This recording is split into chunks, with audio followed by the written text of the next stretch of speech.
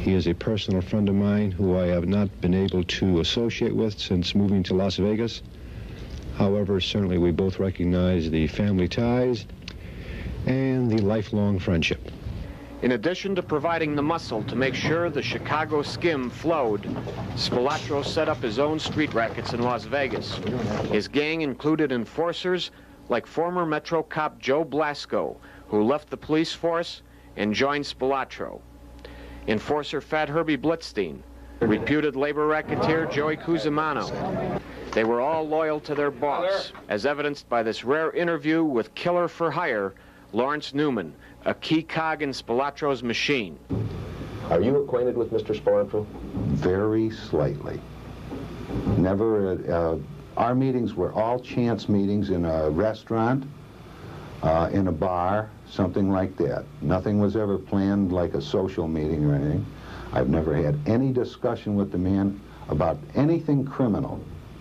Always just social talk. And if he's involved, it would be news to me because I have no knowledge of it. You have not, in other words, never worked for Mr. Spilotro or anything like that? No way, shape, or form. But then, 6 Spilotro gang members were busted for a series of burglaries, the so-called hole-in-the-wall gang capers. Facing life in prison, another mob killer, Frank Collada, turned government witness.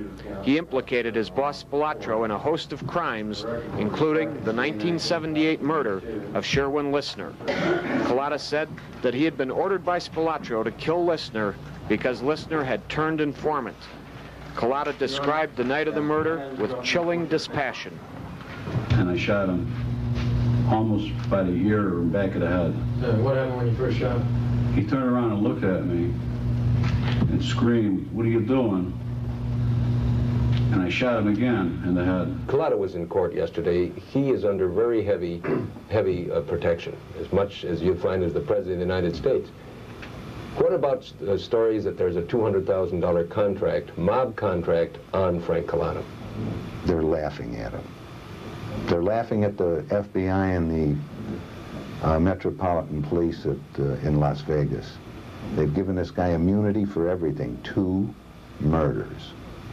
Immunity for 2 murders, and like I say, he was going to reveal everything against everybody.